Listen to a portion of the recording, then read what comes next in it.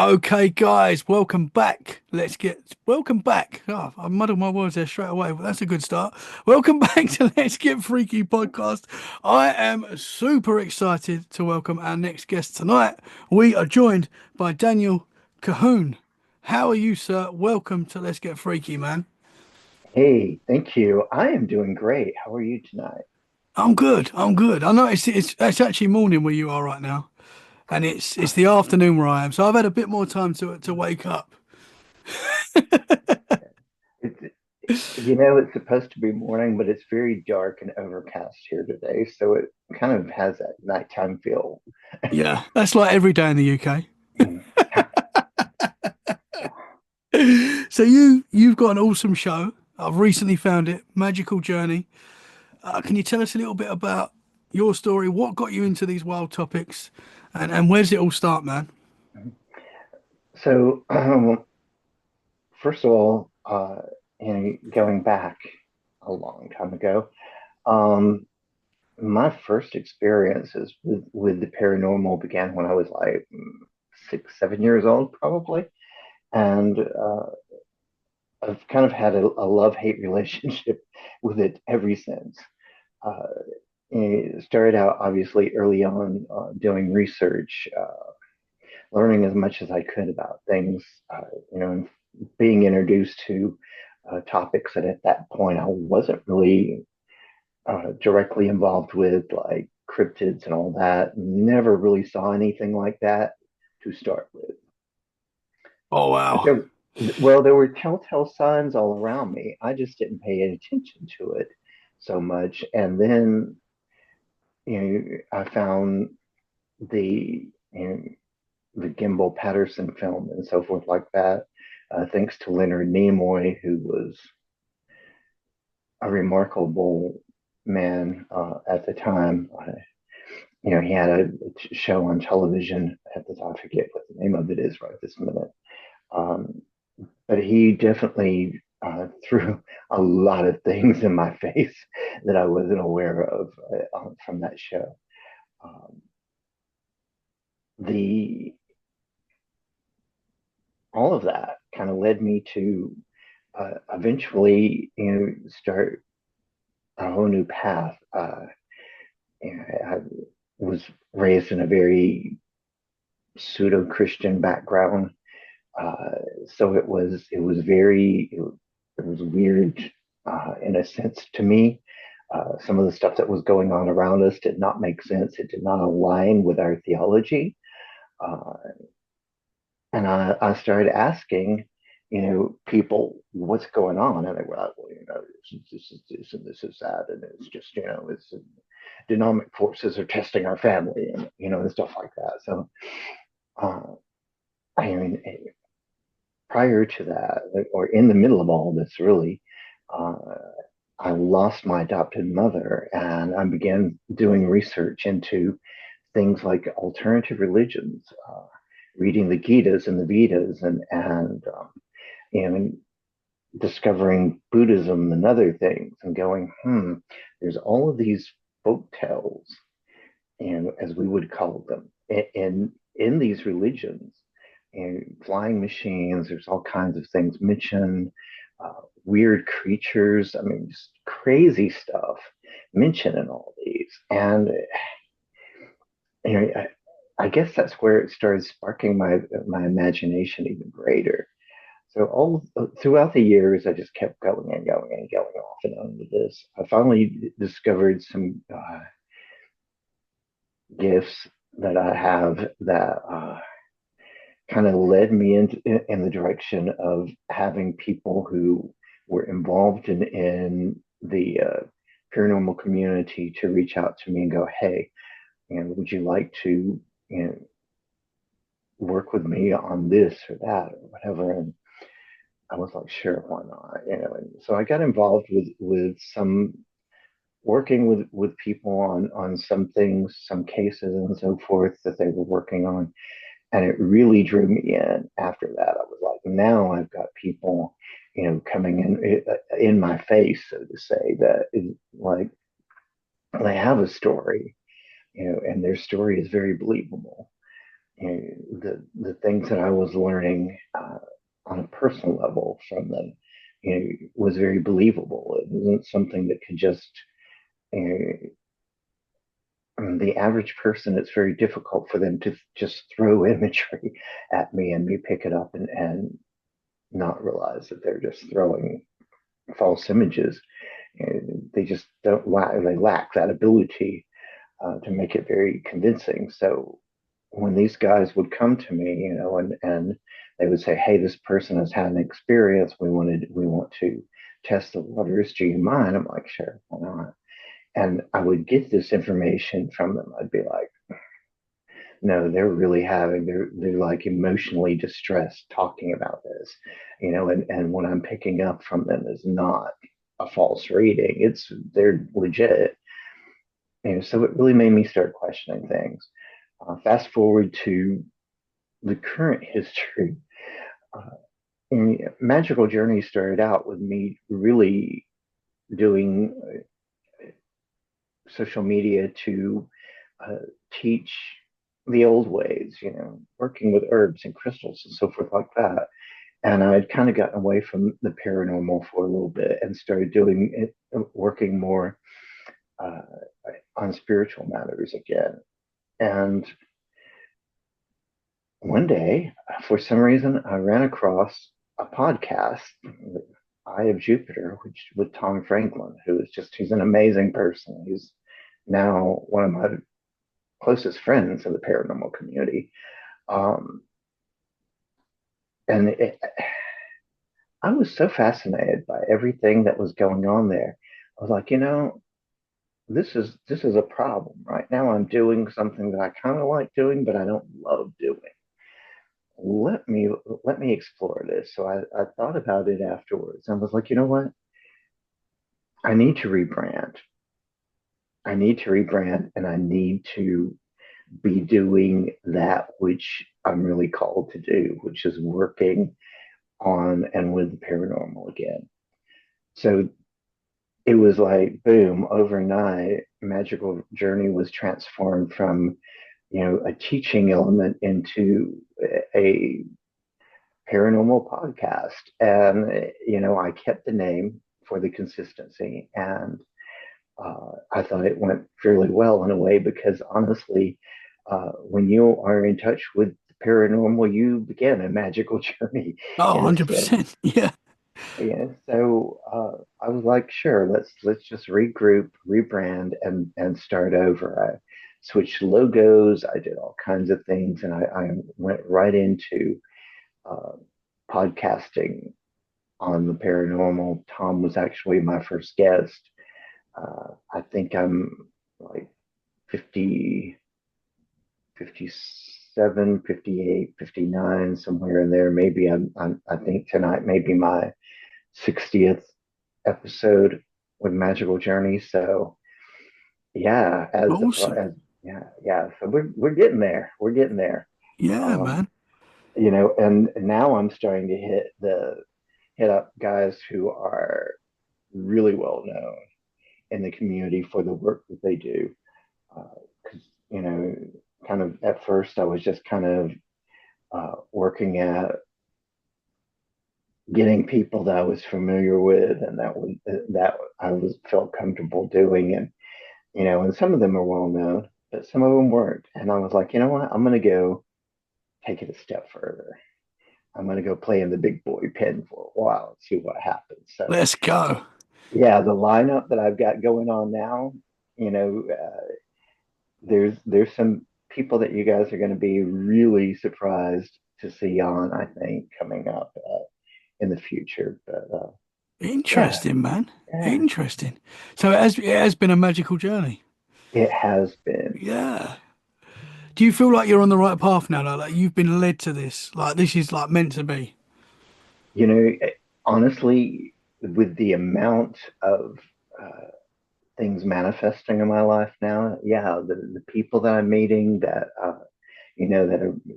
are literally becoming family and friends, Hmm. uh, the types of experiences I'm having on. with the podcast and with the people involved. Sure, I am definitely convinced that this is the place to be at for me. Hmm. And I was really skeptical at first because, after I started thinking about it, the first couple of weeks, I was thinking to myself, paranormal on all platforms is just saturated, and it's saturated with a lot of the same thing. But even Tom kept saying, "Yeah, but you got something different from other people. There's something about you that is uniquely you," is kind of what he was saying. And I started taking wise counsel there and saying, you know what? I mean, there is really only one of me. I don't know what these guys are seeing, but if it works, let's do it. Yeah, 100%, man. Well, you're doing a great job, brother.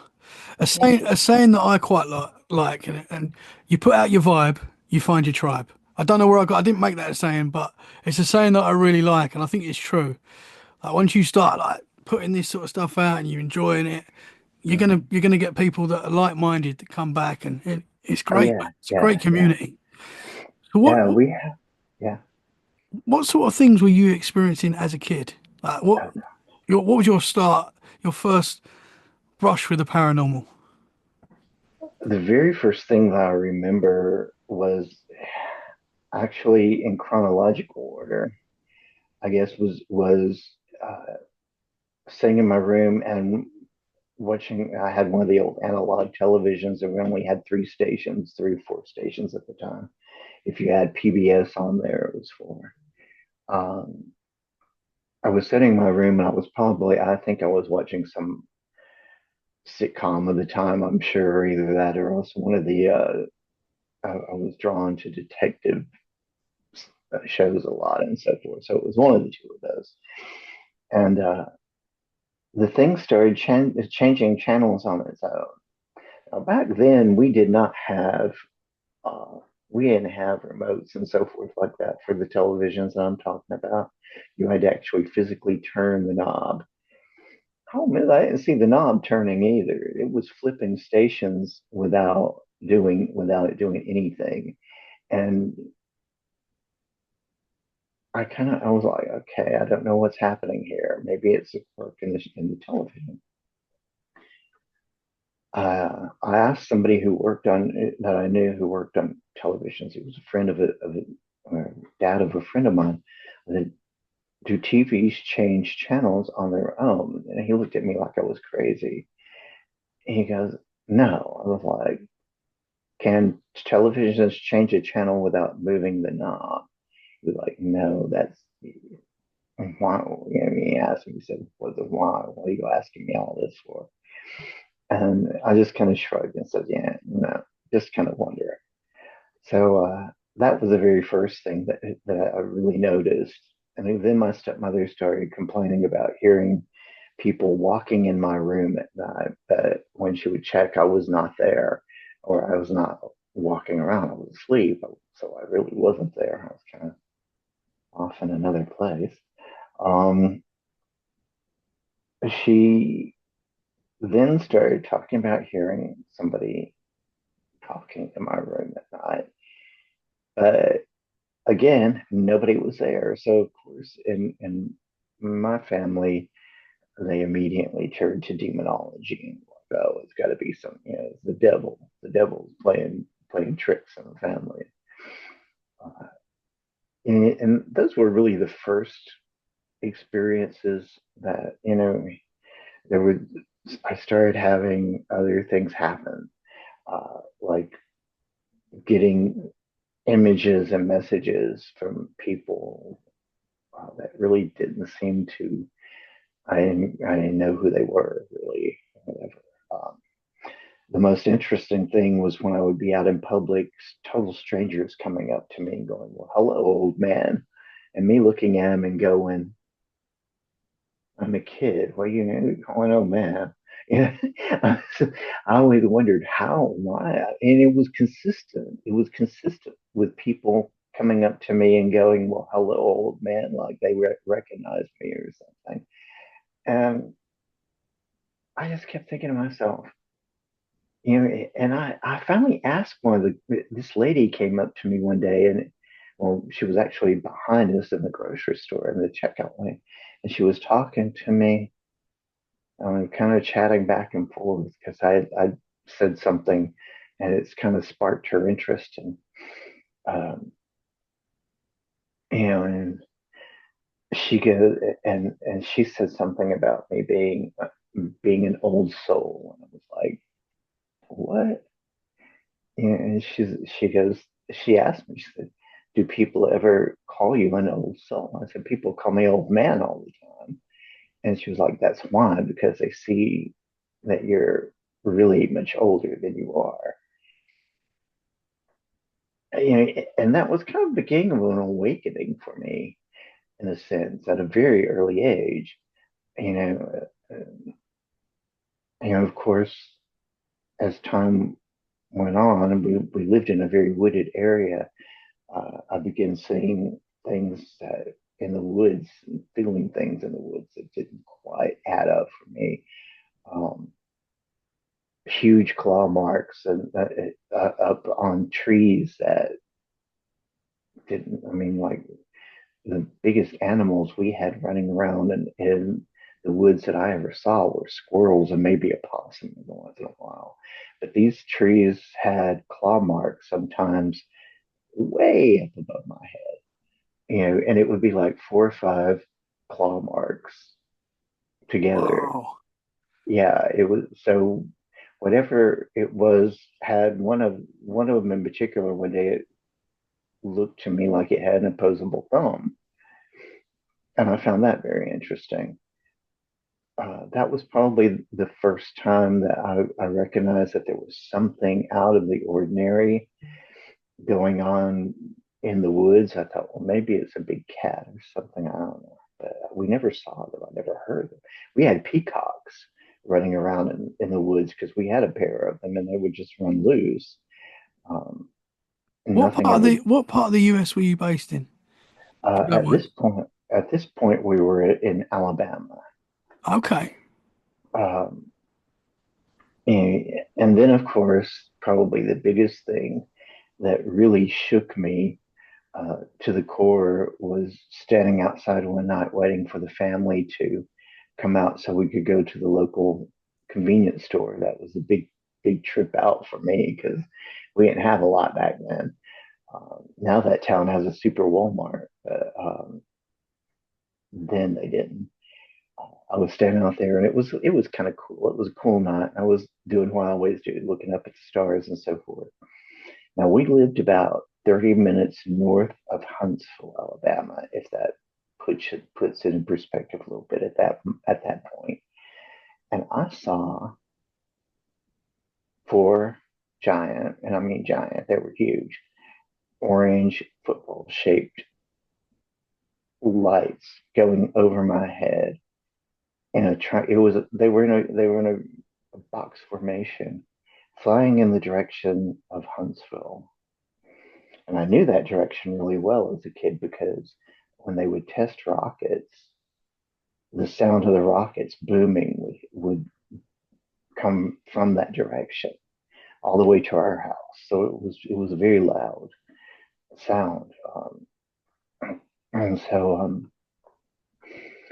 I just kind of I thought to myself, mm, no, no, I did not see that. And at this point, I may have been like 8, 9, 10 years old, somewhere in there. I didn't dare say anything to them about it because uh, they were always picking at me about, oh, there's a UFO when there would be a plane or something like that.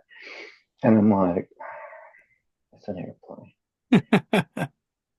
Believe me, it's Yeah. an airplane. Yeah. The one time they were joking around and they thought that um, they were looking at an airplane, it was not an airplane.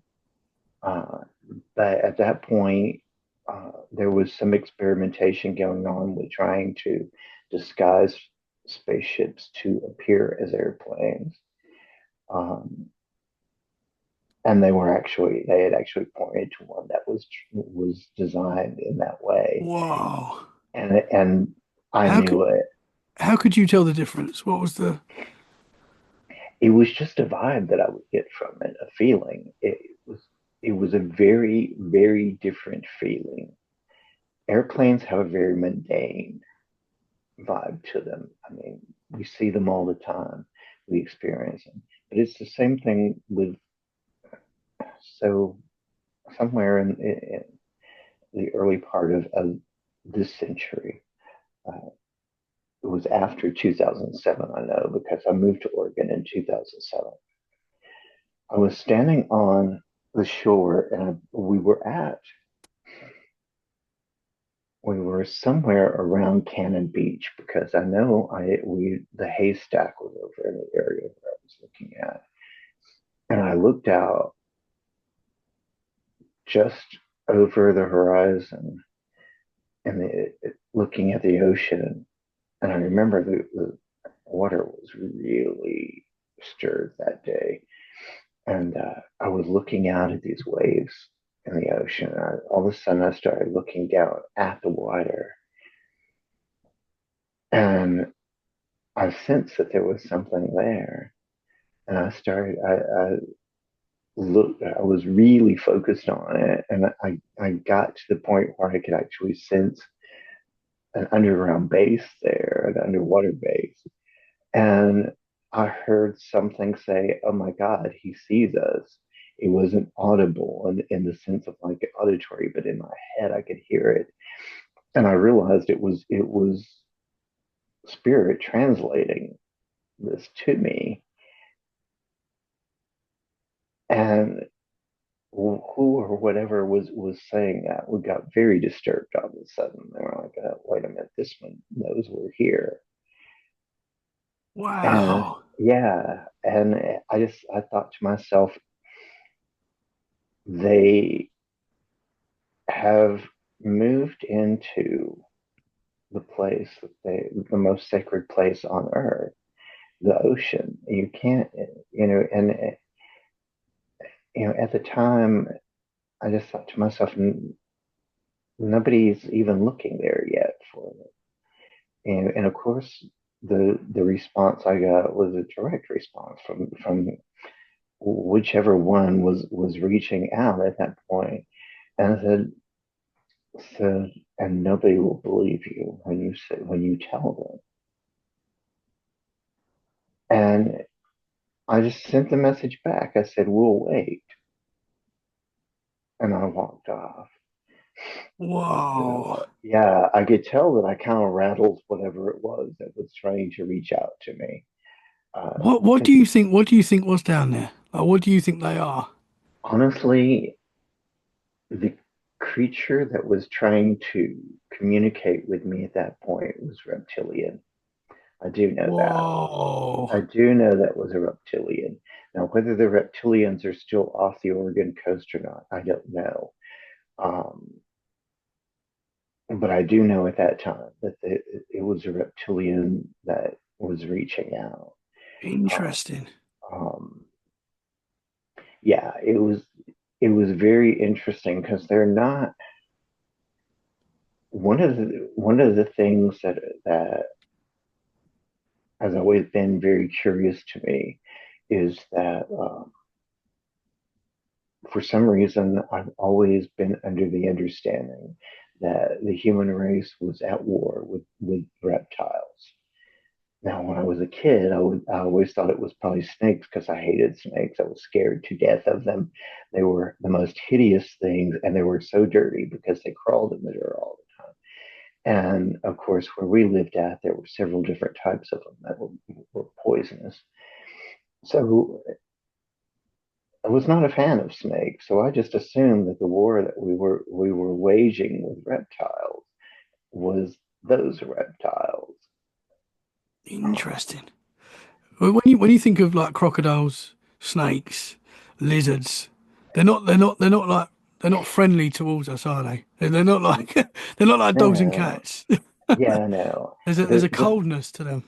Yeah, the first time that I saw like a baby croc, or I think it was a croc, I'm not sure. It was one of the two. It was probably a crocodile in a pet store.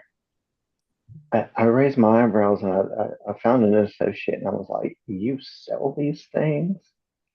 She's like, "Oh yeah, people love them." I'm like, Yeah, "You know how big they get?" Of course, now they don't sell them in stores any longer, but at that time they did, yeah, which is one of the reasons why New York City has allegedly has crocodiles in the sewer system there. yeah, yeah, Uh, but no, yeah, I thoroughly believe that the majority of them you know, are not very friendly toward people. I think some of the uh, lizard species are a little more friendly. Uh, the bearded dragon is one that seems to love people. hmm, Uh, when I've gone to the Smokies, some of the salamanders seem to not be. I don't take them up or anything, but they'll come up and they'll like watch you and kind of a little bit curious. yeah. Um, I'm sure sometimes they just spend most of their time hiding from predators, but um, yeah, I don't. I feel like all the reptilian species that are native to this planet, uh, I think the majority of them are very unfriendly towards humans for reasons. Um, they either a lot of the garden snakes and so forth like that will just run from you because they're pretty much you know they're not capable of defending themselves too much there. So that's a little problem for them. But yeah, Did you get an idea of what these things look like? Could you get a visual of what they look like? not a detailed visual, just enough for me to be able to sense what they were mostly. And I definitely sensed that the one that was trying to communicate with me was reptilian. It was just a vibe that I got. It was like, oh yeah, Hmm. you. Um, the the majority of times, whenever uh, I would have any sort of communication or anything, it was more humanoid uh, than that, but not that time. No. Um, it's very interesting because over time I've learned, and now where I'm living at, because now I'm living back in Tennessee, and I'm kind of situated between the land between the lakes, um, the Cumberland Ridge area, and Cool about place. yeah, I'm about 3, maybe 4 hours drive from the Smoky Mountains. So, and but we got 2 hours west of us, we've got the land between the lakes, and then we're kind of surrounded after that. I'm probably a little over an hour away from Hopkinsville, Kentucky. A lot of paranormal activity. Of course, there was a Hopkinsville siege, night siege there in ufology. Uh, North Alabama is right below us. A lot of activity going on there. So, and I've been told by people like Daryl Denton and some of the other people in the cryptid community here that I'm only 30 minutes away from a hot spot for Bigfoot sightings as well. Hmm. Bigfoot and Dogman, apparently, right there in the Lebanon area. I'm in Murfreesboro, um, so right out my back door, literally, is a place where they kind of apparently congregate sometimes or live Yeah. there or whatever. I need to get there, man. I need to get over there. Cool You know, place. it is very awesome, and I'll be honest with you, like the Appalachian area in general, has a long history. I mean, a lot of the indentured servants, the Scottish and the Irish began to settle in those areas. Uh, the Germans and the Swiss eventually began settling in some of those areas. So the Appalachians is very much, uh, well, I mean, there's a thought that people believe that at one time, when all of the planet ma- landmass was joined together as Tanzania, they say that this part of the country was connected to what's now, Scotland and Ireland, and those mountain ranges through there are the same as the ones here that we call the Smokies and the Appalachian areas and so forth. Interesting. So by very the very nature of the area, a lot of people from the UK are very drawn Hmm. to, especially the Smokies. They love that going into the park. Um, It you just know, looks beautiful as well. I know you oh, it got is, the it is, legends and the lore there, but it looks stunning as well. it is. Unfortunately, one of the things that's happening here, and one of the reasons why we're seeing upticks in cryptid activity now, is that after 2020, when everybody lost their mind because they got shut in, people began going to the park and defacing it, unfortunately. Um, Graffiti on rocks, a lot of garbage being left behind, and so forth. Hmm. Now, those of us, I support the park financially. I actually I'm a member of an organization uh, that is really kind of an association that benefits the park. Uh, and so I do a yearly donation to them. You know, at one point, I don't get to go there as much as I did. I was going there twice a year at one point. And that area is actually part of the district for the company I work for too. So occasionally I'd get to go there for work. Um, you know, one of the things that the cryptids have, and there are some that do reach out, and around here they call it mind speak. Um, One of the things that they have said is, um, we understand your anger toward other humans over this issue because we don't like it either. And that was one of the reasons why I got the first communication from a cryptid that I got was, they were trying to reach out and connect and say, hey, we get it, we understand your anger and your ire toward other humans because it's destroying our home. Hmm. Hmm. They're using these toxins on rocks and they're doing all this other stuff that we don't appreciate. So the aggression toward humans from the cryptids right now is because of the ignorance of some, Hmm. and Interesting. oh, they're very unhappy, and a lot of those of us who are connected are very unhappy. It's like Hmm. I wage a war on a daily basis on the spiritual level with ignorance, and it's very disturbing to me. So, Hmm. It's horrible when people don't respect nature. Like we've got it here right. where I live. We've got some lovely beaches. I live on the Mm. coast in the UK, and Ah, every summer people come down on holiday, which is great. And but mm, the state of the beaches at the end of the day are unbelievable. Where people just leave their rubbish, and it's literally insane. And you think, out, it's not difficult. There's bins everywhere, but right. people will just leave, and obviously it goes into the sea. It just looks terrible, and so people are, I don't know what it is. There's just a lot of people that just don't care about the environment and Well, the part nice of things that we take for granted.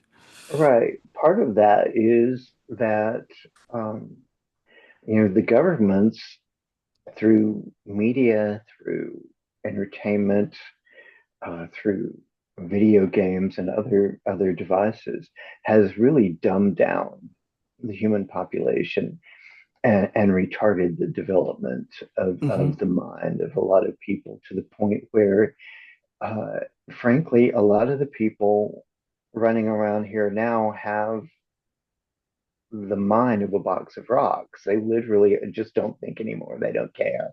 Yeah, They that's react. they don't care. That's the Yeah, sad thing. Yeah. yeah. They're literally going on primal instinct. Whatever feels good is what they're going to do. You Yeah. know, and we've degenerated to that point, and this is part of the reason that the podcast is taking the turns that it's taking at times now, because honestly, you know, I'm hoping beyond hope for wake up calls to some of these folks hmm that are watching and going, "Hey guys, Yeah. we need it as a community to try to turn these folks back around, hmm because the things that are about to start happening with them, to them, from a human level and non-human level, is not okay. But a lot of it is because of their own ignorance now. hmm If you are blinded by, and brainwashed essentially by all of the government created stuff, then you're not going to be aware, you know, hmm and, Yeah. and, and you know, It seems like it's done on purpose in a lot of very, for most of very, it's this. very, it is, if you want to see, like right now over here, and I'm sure over there as well, probably most of the world is focused on Trump. Um, because it, this was a massive landslide. It was a complete shift in the paradigm of our culture over here. The majority of people voted red this time. They voted for him. Even in areas like Atlanta that normally vote blue, they shifted drastically this time. Um,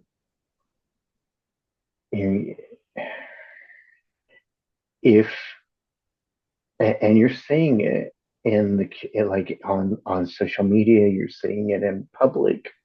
Um, the shift in mentality over here now, um, as more and more laws are putting in, as he is signing in more executive orders and so forth like that. You're seeing a shift in the change mentality that people have toward each other, and especially online. And Americans are known to not be the nicest people anyway online. They tend to be very, behind the keyboard. They can be very crude sometimes. So the shift in the the way that people behave now um, is very reflective of the culture that we're starting to evolve into over here at this point. What they don't understand is that if you pay attention to history, that energy will come back on you at some point. At some point, the administration is going to start attacking those who um, supported it. Maybe not on the same level, but it will come back on them, and they will realize too excuse me too late Mhm. that they have made a very poor calculation in some ways to what they've done, and even in the spiritual realms right now, there's a lot of concern about what will and could transpire as a result of these things. No, not everything. If we can get the cost of living and so forth back down to a reasonable level here, Mhm. um, that I think will that's be a the same. lot. That's the same for everywhere as well. I think that's the Yeah, main problem at the moment in the world. yeah, Yeah. and and homelessness is going drastic. They are actually trying to reach out to the people in Appalachia. That was the Appalachian area that was hit the hardest by the hurricanes, they're trying to reach out to that now and adjust and fix. Um, that's a great thing. It's a great thing. Those people have been living in tents during the harshest part of the year, families. Hmm. So that part they're cleaning up well. Unfortunately, though, what they cannot adjust is the shift that happened because of the storm.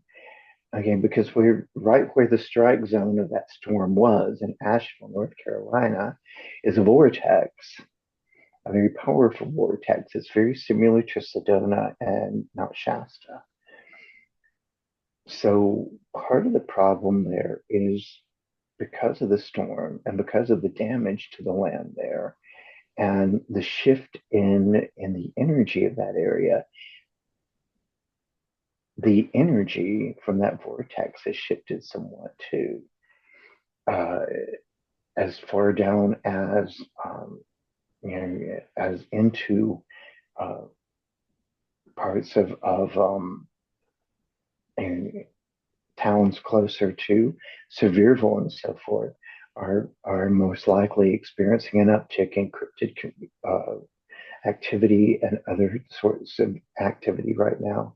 I know Hmm. Newport, Tennessee, is one of those towns that has an uptick in cryptid activity and paranormal activity now, um, because of the shift. Uh, Interesting.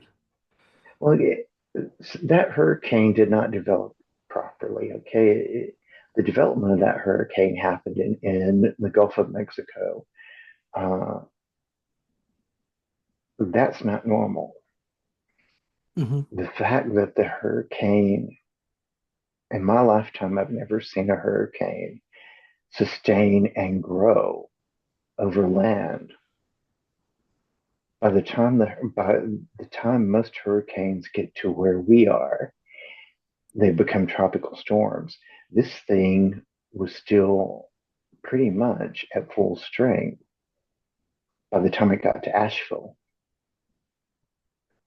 The amount of water that it dumped on the Asheville area in the mountains and the amount of force of that storm was unheard of in my lifetime. I mean, it should not have, none of that was normal. And that's one of the reasons why I call um, Western North Virginia and Eastern Tennessee the strike zone now. I honestly believe that was a program storm created to hit that area, predominantly for the lithium in the area. But there's also other things they know about the vortex. They know what potentially that area is being used for and can be used for on spiritual levels. They're very aware of that. Hmm. They wanted to cut that off. They wanted to from the East Coast, they wanted to create a disruption in the vortex triangle in Shasta, Sedona, and Asheville. They wanted to create at the very tip of the triangle, they wanted to create a shift, a disturbance to ultimately their hope was to destroy the vortex triangle completely. That didn't happen. uh, if anything, it may have created a bigger shift in the opposite direction with the vortex. So, um, unfortunately, though it did do some very interesting things, even as far west as I am. Uh, there's been an energy shift from that, and I'm not sure if this is a permanent thing or not.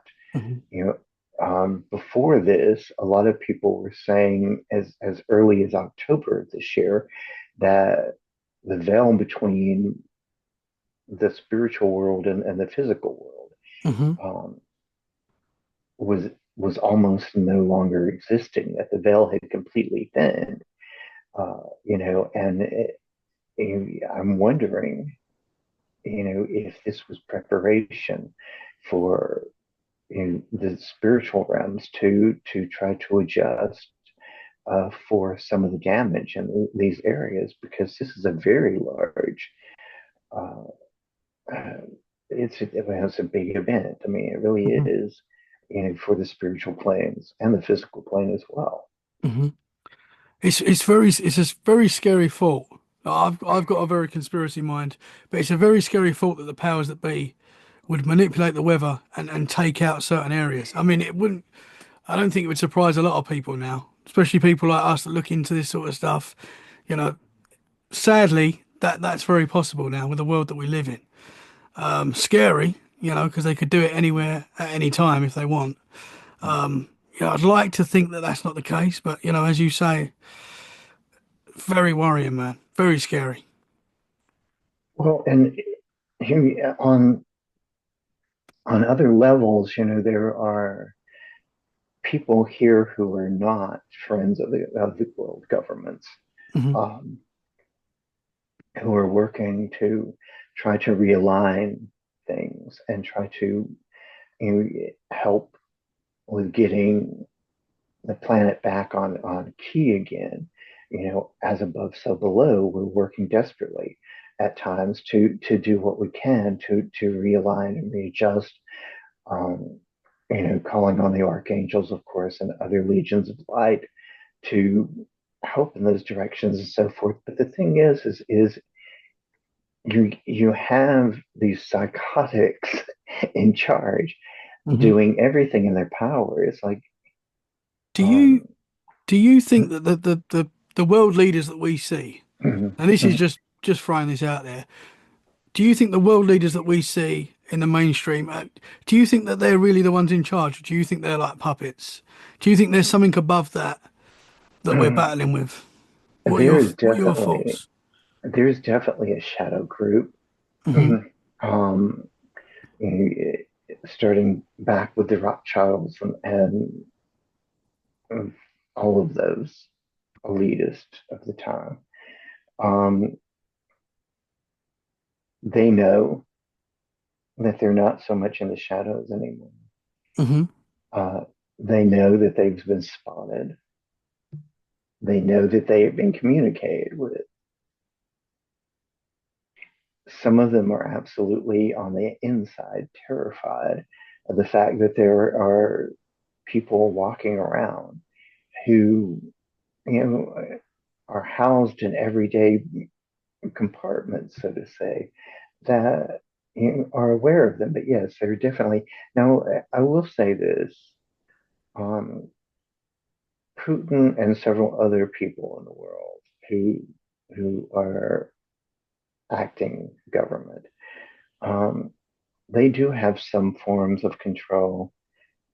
But again, even Putin went to shaman and asked them for permission before he changed the policy of the nuclear doctrine, uh, because he is very much in connection with other forces, other energies surround him.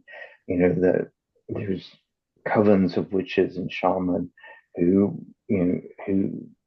protect and align with him. There are covens of witches and other organizations of people who align against him as well. But he does play some part on the world stage. Um, Not so much with the leaders of Asia. China is very localized, and as far as the leadership goes, not so much a worldly effect yet.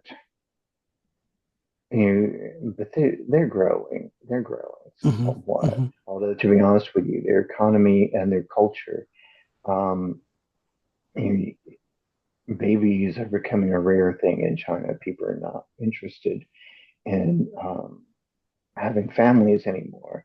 This Hmm. is going to have a direct effect on Chinese culture and Chinese influence in the world.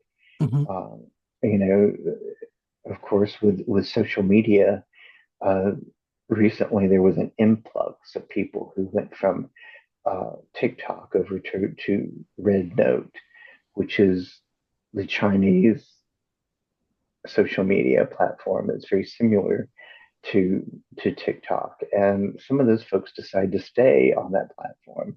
So we're learning more and more about Chinese culture and Chinese people from social media, from inside, from just regular people over there now. Hmm.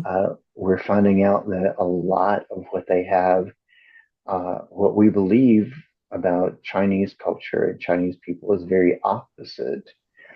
We see them all living in these government-owned apartment buildings and housing projects and so forth, and being kind of slave to the system, so to say.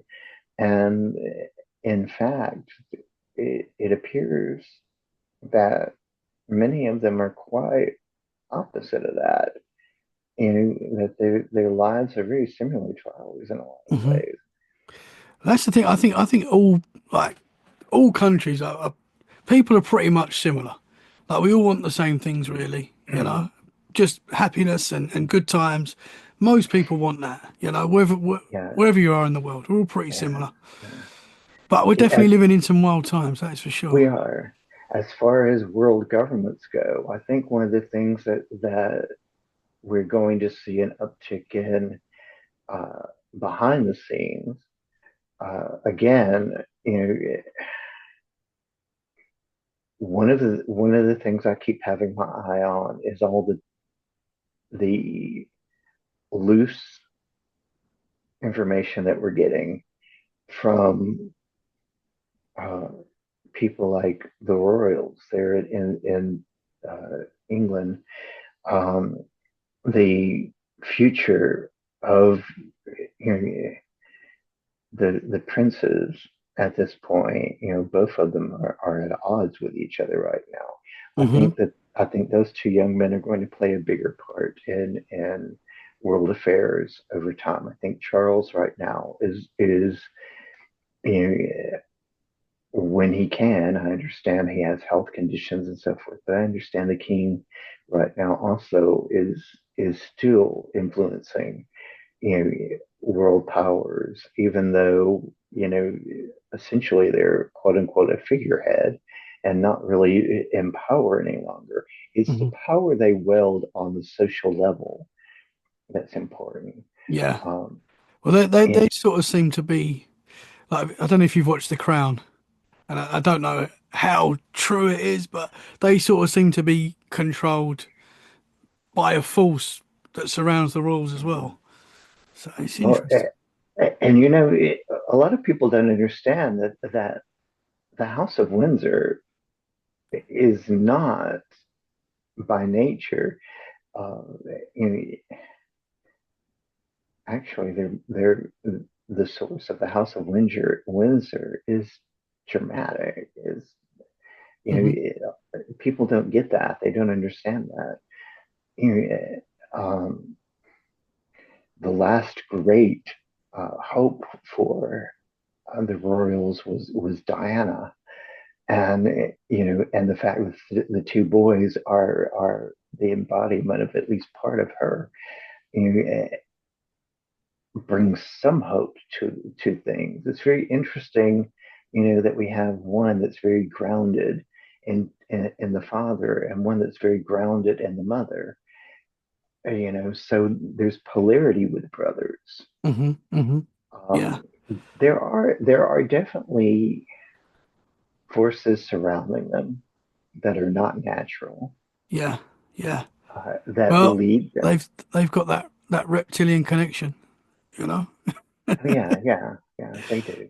They do. And I feel like in general, especially if you look at the influence that they have here on people. I had somebody that I worked with that was going to Scotland for vacation a couple of years back, and um, she asked me, she said, "Do you have any advice for me for going over there?" And I said, "Yes. Do not ask anybody in Scotland about the royal family. They could care less. Yeah. They will tell you to go off." Yeah. Yeah, Um, not everyone's cup of tea, that's for sure. yeah, I told her, I said, the Royals to Scotland is strictly an American phenomenon. We are the only ones obsessed with them Yeah. as far as they're concerned. Yeah, in the Um, UK, we're not. I mean, obviously, they make the big deals out the weddings and the mhm. funerals and stuff like that. But I mean, I'm speaking for myself, but I'm not too bothered about the rules. I mean, It, Diana was the last love affair that the mhm, world had with the Royals. You yeah, know, her funeral, her passing, literally, like it shook it the was world. it was incredible. And a lot of times, I've been searching, you know, prophecy and so forth to see exactly where that lined up because it was such a worldwide event. And even though I haven't really pinpointed exactly what that aligned with in prophetical terms, there's definitely something there. Hmm. Uh, you know, the spirit of Diana, um, even now, is still. You mention her name, and and people just go on and on and on. Um, but that was really the last great wave of royal love affair with the public Hmm. for the most part. The And she Queen. and she sort of broke away from the rules, didn't she? Oh yeah, And I yeah, think that was possibly, if we want to go down the conspiracy route, why her fate ended the way it did. Um, yeah, yeah. yeah. Well, and the Queen held some. I mean, there was always people who loved the Queen. Uh, especially in her latter years after she discovered what a fiasco she made during especially during the funeral of Diana. I mean, she said and done some very unfortunate things there, and she realized that she made a mistake, and she sort of repented in a sense from that. But her connection in latter days, the latter days of her life with the people, they realized that she was not going to be with us much longer. So it was kind of a courtship again with the Queen in her latter days, at least over here. Hmm. Um, but I think people need to keep an eye on the guys. I think the brothers are definitely two people who are going to be influential Yeah. in world affairs coming up. Things that they're Interesting. going to do, but it's going to be very behind the scenes in a lot of ways. Um, I'm not so sure that this ruffle between the two is really as great as the media is trying to make it sound. Hmm. I Well, think part we of know we that, can't trust the media, that's for sure. well, you're right, You can't exactly. trust anything. Yeah. For um, you know, for a foot in the door to the United States is a perfect, let's get them to argue and fight, and we'll have one take his dolls and run to the States and The redhead. always. You know what? I gotta tell you, of the two, he's always been my favorite. I know Yeah. William is not the And mine. one. Yeah, yeah. William is not the one Nah. that I follow as much, but and there's some controversy about Megan. I mean, there's the video floating around of her acting kind of robotic. We're not sure what that is. I think that was probably a CGI, to be honest with you. Hmm. Um, but she's a mysterious character that holds a lot of influence Hmm. when she's around. Like all attention goes to her. Um, I just kind of want to go, girl, what's up with you? Hmm. Where are you Yeah. coming from here? It's pretty Uh, mad because obviously she was an actress and she was in Suits. I yeah, recently started yeah, watching that. That was obviously before she yeah. became the Megan that we know now. But it's very weird watching her in that, man, because she's a good actress. Like it's a great show that is. But what she's become, it's yeah, it's pretty wild. Well, and the rumors going around here about Hollywood and its connection to the Illuminati and all these other things. Hmm. The strange videos of them freezing in the middle of, Yeah, yeah. you Katy Perry turning herself back know, on. When you seen that yeah, one, when she seems to be yeah, glitching out and the eyes going, and then she turns herself back on. That's a weird one. yeah, yeah. That's definitely kind of a weird thing. Their connection with Scientology. And if you want to go back to you know the whole basis of Scientology, L. Ron Hubbard he was kind of, actually more than kind of, he was connected with the occult, and it's believed that he may have opened up some things with the occult that was kind of sketchy, to say the Hmm. least. I don't want Hmm. to get too detailed on that on here. That's cool, man. That's cool. But so the very basis of Scientology, you know, is kind of steeped in some really dark corners. And I think a lot of people, they don't understand when Anonymous, brought Scientology to light and started attacking them publicly. I'll never forget those first videos on YouTube where they were openly calling out to Scientology, going, "We've got your number and we're going to use it now." Oh man. You Yeah. those first few videos were very eerie and very ominous, and that battle raged for a while Hmm. between the two. Scientology, it was very interesting because on the West Coast in Oregon, like they were promoting Scientology on television commercials and so forth like that all the time, and I kind of cringed at the idea of it. But again, is Scientology another secret society? Are they connected with the Illuminati? Is the Illuminati still really a thing, or is it just a joke? You know, I, these are all It's questions. yeah. They're all questions. There's a lot of rabbit holes, that's for sure. A lot of When you rabbit. start looking into this stuff, man, you feel like you're getting there, and then there's another 10 rabbit holes to go down. You're like, oh, what? I don't know anything. God, I know. I, you know, I can't wait till things calm down just enough for me to be able to do, some more research right now, Hmm. because the level of research that I'm working on Yeah. is kind of mind-boggling to some people. But uh, I don't really. Here's the thing of it. I'm associated with some people who, cryptids are the Nephilim. This is the Nephilim. That's the Nephilim. Blah blah blah. Nephilim.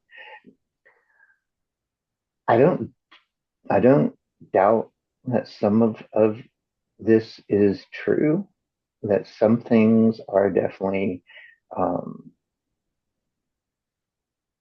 definitely centered around the Nephilim. I don't think all things paranormal are. Uh, when it comes to what is and what is not part of the connection with the Nephilim and so forth, um, it's kind of hard to say right now. I'm still trying to research enough to come up with all the answers. Yeah. Yeah. Which I'm sure in my There's lifetime I'll find all the I answers. I hope we do. I hope we do, that's for sure. I want to get into cryptids with you, but I want to go Mm-hmm. back to reptilians because I'm Mm-hmm. sure you're aware because you're in this world. Reptilians is always a big talking point for guys like us. But have you noticed that in recent weeks, or the last week really, everyone's talking about reptilians. I know it was on the Joe Mm. Rogan show that they was talking about it. It's really come to like the front, like all of a sudden reptilians. What's your thoughts on the reptilians? What do you think they are?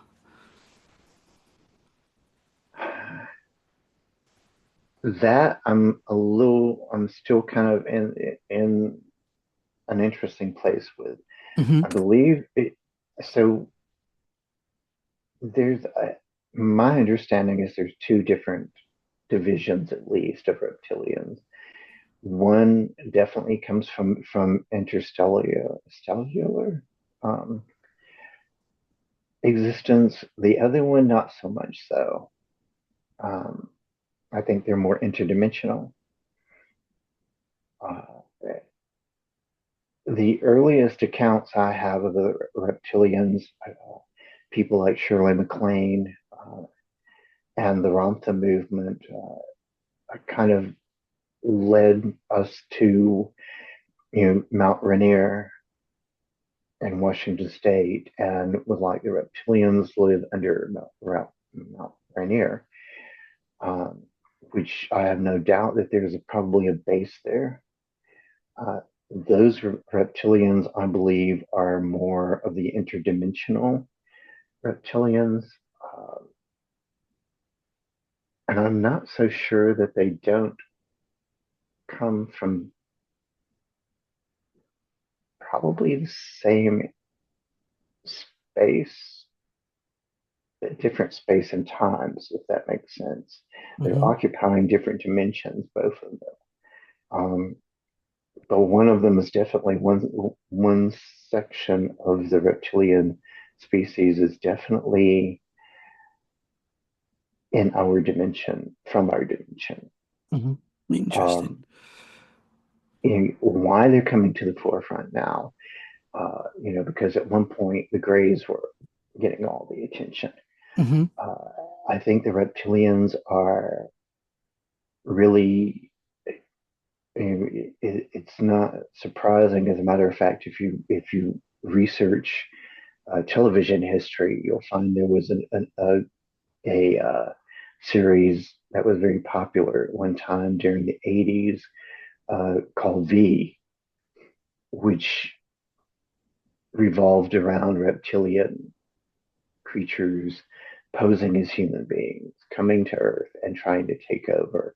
And the whole point of the series was the human rebellion against the reptilians. So this is something that Hollywood had already courted the idea of a long time ago. Hmm. You know, I understand in recent years there was a reboot of the at least once or twice. But why all of a sudden the interest now in the last couple of weeks?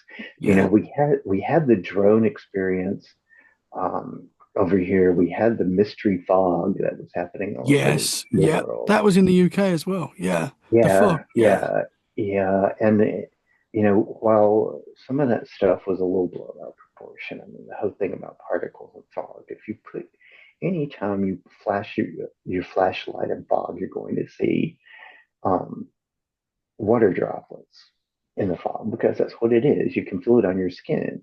Hmm. Um, but and in some cases it may be ice crystals or whatever, but you can still see it in your skin. There's a phenomenon I'm fascinated with called frozen fog, which leaves ice crystals deposits on plants and so forth. Wow. Yeah. Yeah, yeah, you see that a lot on the West Coast. There in Oregon, we saw that quite a bit. Frozen fog, leaving ice and frost on everything. Uh, Interesting. so it is a phenomenon that's a natural phenomenon that occurs in fog, but the smell of it is what a lot of people honed in on that I found very interesting. That is not a natural occurrence. So is this interest and uptick in the reptilians because of something to do with that? Hmm. Maybe there was something encoded in there somewhere that could kind of open up people's mentalities a little bit. Maybe maybe it's a chemical reaction in the brain that's causing people to hone in on it. I'm really not sure, to be honest with you, what's going on with that at this point. Mhm. Unfortunately, because of day-to-day life stuff over the last couple of weeks, I've been very busy. Of course, that's also kind of a ploy is to keep people as busy as Yeah, possible. 100%. The news You know, cycle keeps going. That's why it's interesting when something like the Reptilians comes up and seems to hang around. Like mainly obviously in our world, but it's when it touches like the mainstream as well, it's like, oh, but it'll probably be next week, it'll be something else, I'm sure. I'm sure. But Yeah. it is interesting that experience you had where you had the connection with a reptilian. Mm. Has there been anything else like that where you feel like you've been in close contact with these entities? Normally, no, because I do a lot of work on the celestial levels, and I do a lot of work with celestial beings and archangels, a lot, um, and ascended masters. So um, I'm very protected a lot of times on the higher levels. Mhm. They don't allow some things in, and the reptilians are definitely one of the there's a tendency for it to be difficult to even communicate with cryptids at times because of that. But um, and when it comes to reptilians, I'm aware of them now. Um, I can pinpoint where they're at. I can pinpoint where their energy is directed to, and so forth like that. But Mhm. actually, but them being able to reach out now, they're aware of those of us that are around that are not their friends. They're aware of us. They're aware of the location. They're very frustrated that they can't reach out to us. Um, I do know that there are some of them, who have considered face-to-face contact, but they're very leery because they don't know what our potential is. They don't know what it is that we can and cannot do. And at this point, so I think it's very alarming to them. Uh, and they still, as a matter of fact, my understanding from communication in the celestial realms is that they kind of view us as cryptids in a sense. Uh, those of us who are somewhat different, Mhm. and they kind of see us as being the oddballs in the human race. It's like we're partially human, but not quite all, and Yeah. it's very confusing to them. So, so they're trying to pinpoint: are they celestial? Are they telestial? What are they? Where do they Mhm. come from? What is their source? Who are they, and how? What exactly is the genesis of these creatures that we're dealing with? They're human, but they're not human. They're here, but they're not here. They walk between worlds. They do a lot of things that are not, and they're not part of general human population's activity. And so they're very curious. But again, a lot of them are cut off right now. They can't get past the wall of protection, so to say. Mhm. So it's very frustrating for them. And Interesting. One of my friends, he told me this years ago when I was working in London. One of my friends that I used to work, I won't say his name just in case he doesn't want this out, but he was on the tube, our tube trains, and obviously they get very busy, very packed. And he said there was a dude sitting opposite him, looking at him, and he sort of had a glance. If someone's looking at you, you're going to look at them. And he sort of looked up and looked at me, and he said, as he looked into his eyes, one of his eyes like changed like a reptilian eye, and then went back to normal. And he was like, "Whoa, what did I just see?"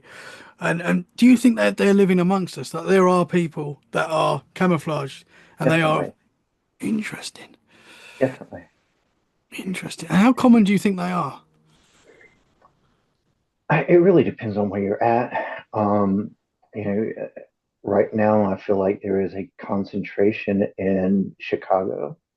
Hmm. Um, that area is definitely one of those places that a lot of things are going on right now and have been going on for some time.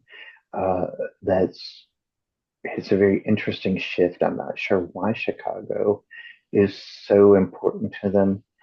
Um, maybe Lake Michigan is a source for an underground bay or an underwater base. I'm not really sure, but I do know that there is a lot of concentration there. Um, I believe that there is a congregation of them there in London, definitely in Moscow. Uh, I really can't. DC is. They've always been in DC.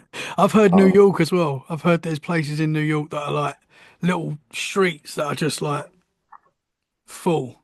New I don't know how York, true that is, but that's what I've heard.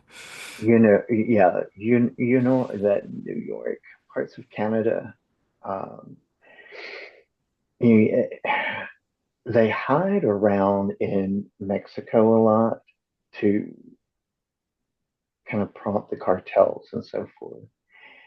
But as far as like Nashville and some of the smaller towns and cities and so forth, um, some of your smaller areas there, I don't think there's so much, day-to-day activity. I believe they pass through. Um, but they're definitely in the larger populated areas. And this is one of the reasons why I feel like there's these upticks in areas. I will say this: I believe that um, there was some congregations, a small congregation of them, for whatever reason, in Nashville at one point, um, which sparked the Christmas Day bombing a few years back here in Nashville, in the Nashville area. But there was a disbursement after that. They did not, because it became public that one of the reasons why this man did what he did uh, downtown uh, had something to do with these creatures. I feel like um, that kind of created a little bit of tension, and they left. Uh, I think they're still stirring the pot, so to say, in this area with some things. We've had an uptick in at one point last year. We had an uptick in um, the neo-Nazi groups coming from Canada and so forth to ruffle feathers here. I think they had something to do with that. Um, but for the most part,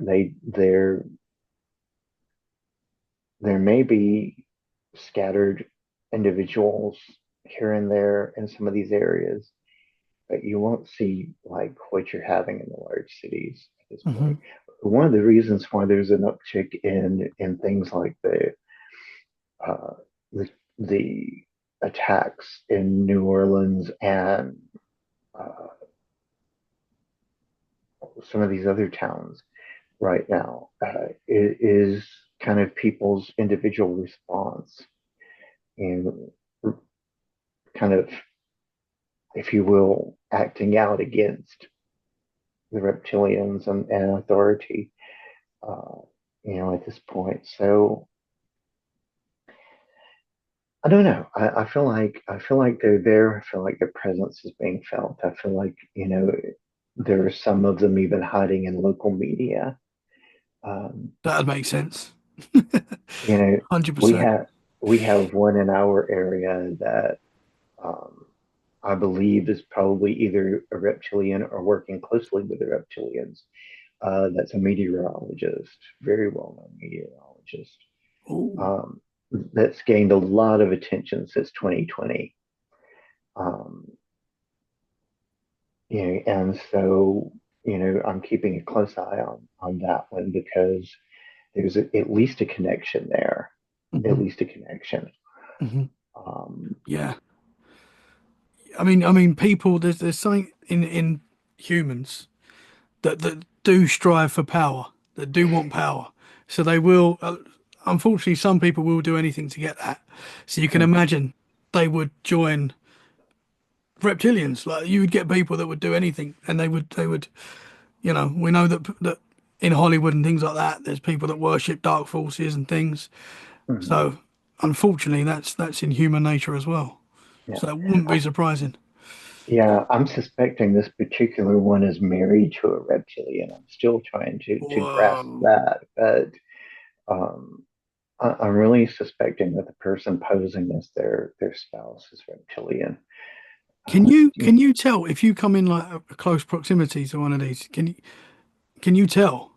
Like if you oh if you're yeah. if you're in like a store or something, have you ever had that where you felt that there's one there? Mhm. I can tell online if they're on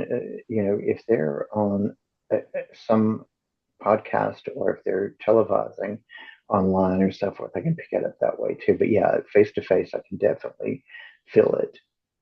Um, it's a presence that is different, and that's about the most I'm going to say about that right now. It's Hmm. definitely different. It's like a bad energy. Right, right. And sometimes it becomes very obvious because they get very antsy and even try to avoid. Um, I've had I had one experience where I was walking down the street one day um, in Chicago, and uh, one was walking in my direction and very quickly veered off in another direction whenever they got closer because they were very uncomfortable. All of a sudden, they were like, "Uh oh, there's that," and just kind of walked away very quickly. But so sometimes they become kind of an energy of avoidance. Sometimes I kind of feel they try to play dead in public. Hmm. If I act like I'm not here and I don't participate, I'm not really putting off very much of a vibe. Maybe they won't notice me and they'll just pass by. But they're as intelligent as the reptilians are, they're not. Hmm. And that's the thing of it. It's like just like human being, their intelligence level only goes so far. And so and while some of them possess some very interesting abilities, not all of them do.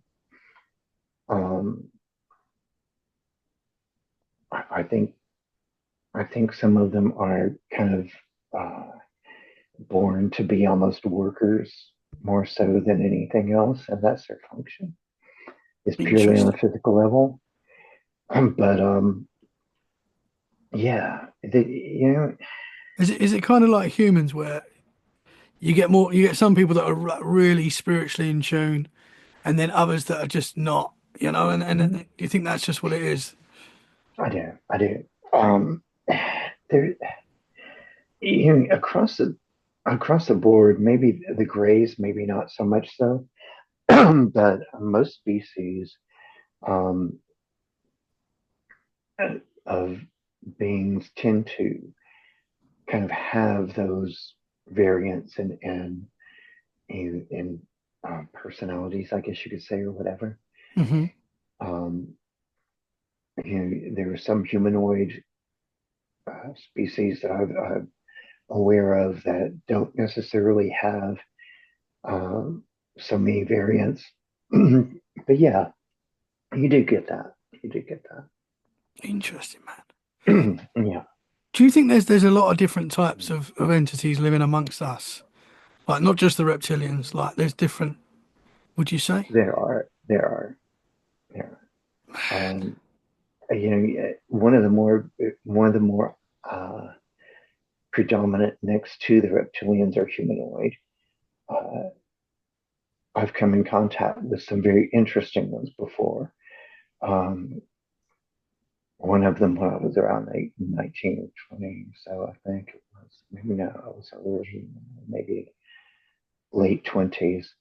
I was working at a restaurant, uh, and one drove up to the window to pick up an order and was very obviously poorly disguised, um, and was not a reptilian.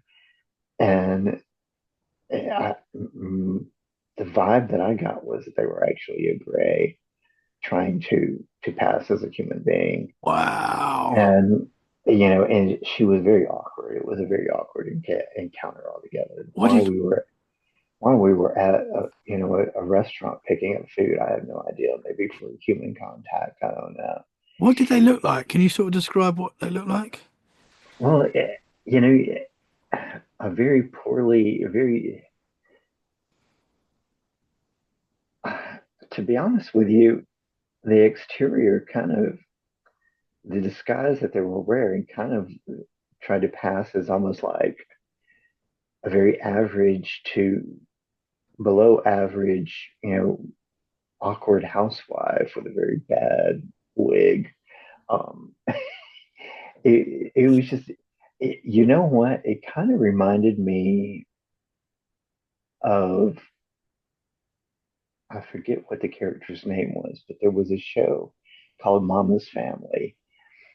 Viola was the character, I think, on Mama's Family, the awkward neighbor. It kind of reminded me of that, but a less attractive Viola. Um, so and did not really want to look up at all. Was like looking down a lot. Like looked up just a couple of times, enough for me to notice Hmm. this is not a human being driving this vehicle. Uh, Wow. so yeah, there are times when you come in contact with some of these creatures, especially uh, the ones that are just kind of hoping to go out in public very quickly and nonchalantly and not really make contact with people. They don't do a very good job of disguising sometimes. Others are more elaborate, definitely more elaborate. Man. My mum won't mind me sharing this, but she used to work. This is going back some years ago, but she used to work in a shop in Essex in the UK, and it was a ladies' shop, and there was normally two women working in the shop, and they said one of her friends was quite like spiritually aware and like us, like into all this stuff, and this customer came into the shop, and my mum said there was like an electric smell, like a really weird smell, that she smelled electric. And there was something weird about the lady that came in. And obviously she's looked around the shop and she's left. And my mum went to her friend, gosh, she was quite strange. Like, did you smell that electric? And she went, yeah, that was an alien. That wasn't like generally that wasn't human. And my mum told me that a little while ago, and I was like, wow. Mhm, So yeah, mhm. it does seem that there's it explains a lot that there's these entities among us. There was one that actually worked in a nursing home with my mother at one time, and uh, honestly, I always I'm not sure whether by nature uh, it was humanoid or not, but I do know that I was always very captivated by this person and just very drawn to them. And one day I was sitting there watching them work, and I had a near out of body experience connecting with them. And I was like, this is not what I was thinking it was. And that was the first time that I had an experience with that particular one that clued me in. I was always drawn to them. Like I said, but I never could figure out why. Hmm. And why I was always fascinated by this one person. And then that happened, and I'm like, they were trying to pull me in for some reason. They were trying to connect with me on a higher level, and it was almost like a deja vu. So I suspect it was probably one that I had come in contact with before. Um, but yeah, yeah, it's Interesting. very interesting. They're very interesting creatures, Hmm. Hmm. and they And would definitely walk among us. yeah, and would you say just some are just want to get on with their life, like they want to live here, they want to be here. Some might not even know that they're different. Would you say? Mhm. Oh yeah, yeah. Well, there's definitely hybrids walking around that kind of like they're aware that they are awkward Hmm. and don't really fit in, but they're not really sure why. And a lot of times, if you look and you trace it back, they're first, second, or third generation hybrid. Um, and some of them, uh, in particular places that they were born in, uh, are good keys, or places that their mothers or fathers were born in are a key factor. Um, if there's places that had UFO flaps at a particular time, for instance, during the 1960s, there was a UFO flap in the Midwest that created several hybrid babies. Um, so, the offspring of those babies are walking around now as part hybrid, and don't really fit in. They're not really sure why. They're kind of like that awkward off-size shoe that just got put on a foot and it's not really quite made in the same specs as the other one. Hmm. So Yeah, it doesn't yeah, quite fit as well. yeah. Yeah. And it's the same thing. I mean, anywhere over there that you've had a UFO flap, and, at various times, especially in the 60s, 70s, and 80s, um, you're going to have hybrids walking around. Uh, and a lot of times, until you start really giving close inspection, they don't necessarily appear much different, but you'll notice subtle strangeness in the ears and the eyes, you know, little quirks here and there physically that kind of don't line up right. Hmm. You know, a compelling nature about them, like you're drawn to them, or you can't quit staring at their eyes or whatever. And these are people who are hybrids. And, Interesting. yeah. Interesting, man. Brother, I could carry on talking to you all night. Have you got time to talk about your connection with cryptids, or do we need to save that for another? Oh, you've got time? Okay, Yeah. let's Yeah. get into that then, man. 'Cause I need to ask you about that. I wanted to do the reptilians. Now, Mhm.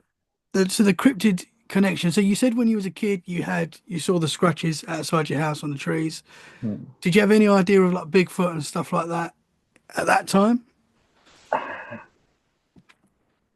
I had seen like it was somewhere around that time that I saw the Gimbal film and was somewhat familiar with it. My understanding was at that time that they were only in New York, or in New York in Washington State. Um, I really did not. I couldn't fathom them being in all that at that point. Uh, and lack of intelligence at the time. But and then the key factor, which I haven't mentioned yet, was a dream I had one night, where there were three of them, and there was one of me, and obviously, and the room was an intensely white light all around us, and they were very dark in color, almost like beyond black. Uh, and they were communicating with me, but they weren't communicating with me on the physical level. It was like they were telepathically communicating with me. And I really couldn't make out what they were at first, but I knew that they were hairy and they were big. And it was a weird feeling around them. Mhm. Uh, and they were communicating with me, and they were telling me, said, "We're around, we're watching you, but we're not going to let you see us yet." Okay, well, that's kind of weird, but all right. And I know they said some other things I've yet to be able to remember to this day, um, at least on the conscious level. But then they just kind of disappeared. And over time, I've been aware when they're around. Like the other night, I was driving down to the south part of the state to a store, and I was driving through a hilly area, a very hilly area, and you know, one of them, you know, spoke to me and was like, "Hey, you know, we're here, we're watching." And my message back to him was, "I want to see you. Come on, at least let me see some eye shine. Let me see something to know that you're here." And the response was, "No, we're not going to do that tonight. But we want you to know where you're at is really heavy dogman population. You need to move away from there." And so I just kind of went, okay, well, and I tried to speed up a little bit, but it was going downhill around a lot of curves. And I was like, I'm not going to like try really intense around this because I'm not going off the road. Um, I did get out of there eventually. And when they let me know, they said, you passed the danger zone, so you're okay. Um, and I kept going after that. But the big thing with the cryptids, especially the ones that we call Sasquatch or Bigfoot, is that they're like us. They're very much, there's good and there's bad. There's different personalities among them. The younger ones tend to be very uh, experimental and explorative with when they're learning to mind speak and so forth. The ones that can, um, they're very playful in a sense. Some of them. Uh, the older ones can be a little more direct. At times they're curious about showing you what they can and can't do.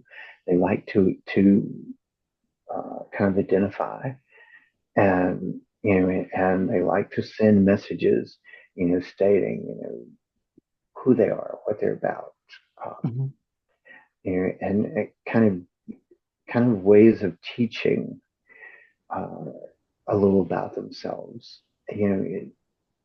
And so I'm very mindful when I'm dealing with especially the Bigfoot, um, because it's a mutual respect between them.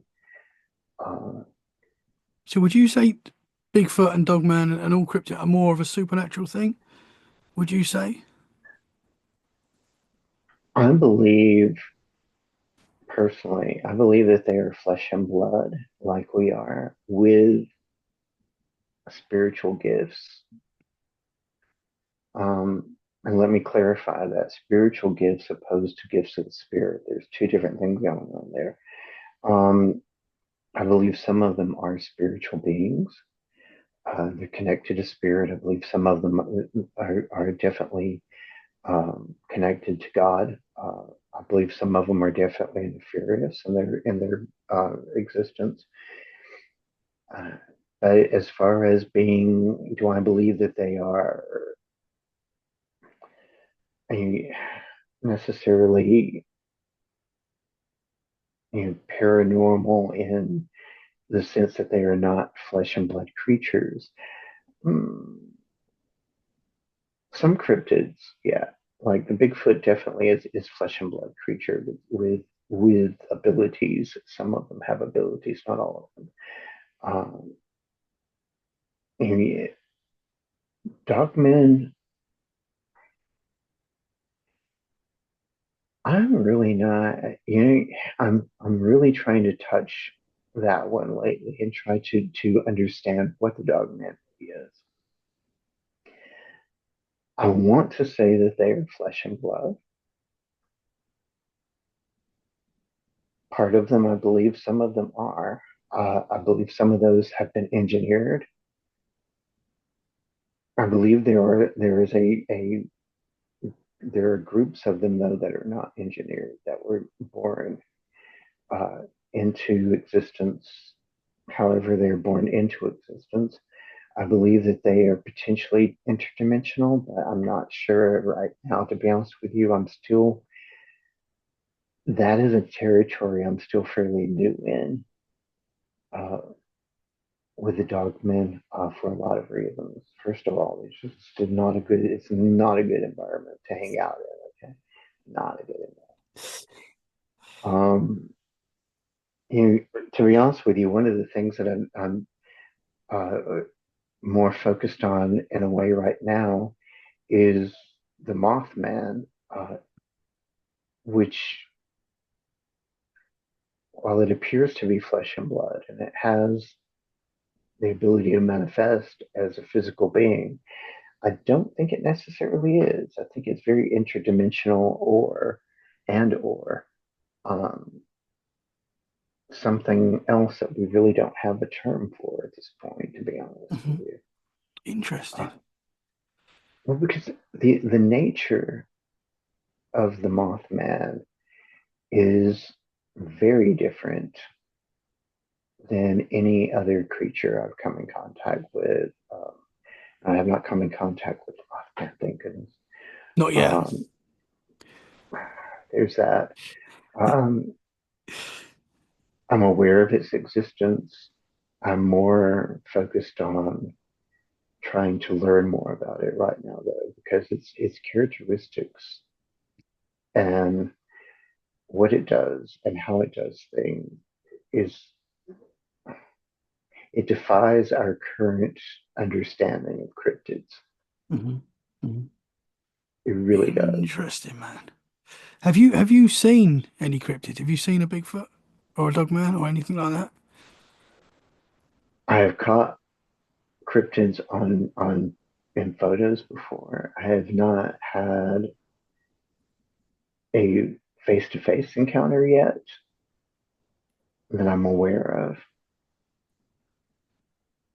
I definitely like there are parts of the Smoky Mountain National Park and places like that where I feel them very close by, watching intensely a lot of times, but I've yet to actually physically Mm-hmm. been able to pinpoint and say, there it is. Hmm. Um, they're very careful about me watching them or looking at them right now for whatever reason. I think part of it is because they're not really sure what my mindset is for wanting to see them. It's like, are you just trying to see if we're ugly or not, or what are you trying to see? What do you really want to know about us? Hmm. Um, to see us face to face. Um,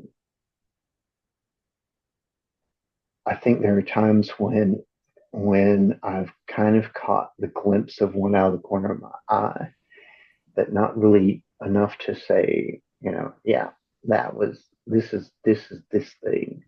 Hmm. Um, and the elementals and some of the earth spirits and so forth, some of those creatures, yeah, definitely not necessarily a physical presence, but a sense that they're around and being able to see the essence of them, if that makes sense. Hmm. Yeah.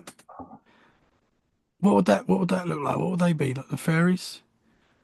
Some of them are fairies. Some of them, I'm not really sure, to be honest, what some of them are. They just you get the image of something very transparent moving in your direction or around you or whatever. Hmm. Um, and they cloak themselves very well. So I'm aware of a presence of them. I see a cloaked figure moving in my direction or whatever, but actually getting to see a physical presence, even the fairies have pretty much just kind of like flirted and courted with the Hmm. idea of showing themselves to me. But yeah, um, they fairies are kind of crazy. They're all over the place. Interesting, man. Yeah, yeah. I've talked to people that have seen them, and they often describe them as like colourful lights with like little humanoids inside. I find it amazing, man. Super But interesting. and different. There are different types of fairies, and some of them are the fae can be anywhere from human size on down. Hmm. Yeah, gnomes, like Yeah, little entities like that. Yeah, man, it's a fascinating world we live in, brother. That is for sure. it So is. how you see these things and interact with these creatures is like kind of like how a psychic interacts with ghosts, like the sense, the knowing. Mm, Very interesting, man. yeah, It's going to be interesting to see how going forward this grows for you because it sounds like this is something that is growing. Like there's going to be more to this coming up. yeah. Over time, and especially as I get older, the experiences are becoming more and more. Hmm. Um, and when I say that, I don't mean necessarily more frequent, but definitely more deliberate and more. You know, there are times, not only with the paranormal, but the celestial, where things have become more, I guess, ramped up. Hmm. Is a good way of putting it. The week of Christmas, I did a video, uh, recorded video. I believe it was entitled "The Christ Mass," uh, um, where it was part my doing and part dictation, which was very interesting because that particular video is the first time I've ever done dictation on video before, so that was very interesting.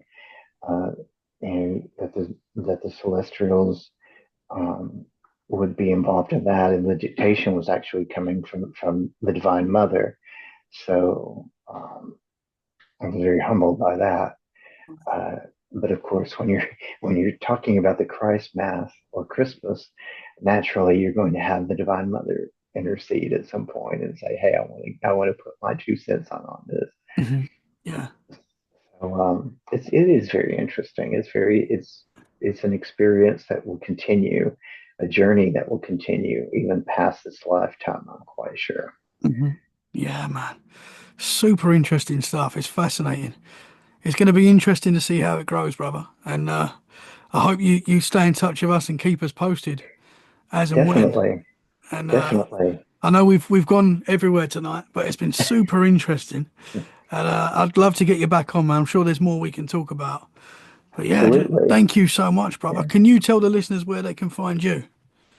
So on YouTube, you can find me and the Magical Journey podcast. If you go to magickaljourney.com, you can actually find most of my links on there, most of my social media on there. I still need to add some of the recent things that I've got going on there. But that website gets updated fairly often, depending on what changes that are made. There's also the opportunity to buy some magical merch on there and become my walking, talking billboard, which is always important to get the word out to people. The big places to find me at on social media for updates on what's going on and get some extra information on some of the stuff that I'm currently broadcasting would be the Facebook group Magical Journey, or and I know it's not for everybody, but I have recently launched a Patreon for Magical Journey, which you can also find the link on most of my social media now to the Patreon. and I will be adding more to the Patreon site coming up very soon. I'm hoping this weekend at some point actually to add some more stuff on there. Awesome. Awesome, man. Well, as always, I will share the links in the show description so people can go and find you right now. As this finishes, they can click on the link and find you straight away if they haven't already. But thank you so much, man. I'd love to talk more, and hopefully, this is the first of Absolutely. many conversations. Absolutely. Thank you very much, brother. Thank Guys, you for having me. thank you so much for listening. I hope you've enjoyed the episode. If you have, a great way to support the show is by sharing it where you can. Gets us out there to more people that enjoy the freaky conversations like you and me. And we'll be back very soon for more. In the meantime, stay safe and keep it freaky. Thank you very much, brother. Thank you.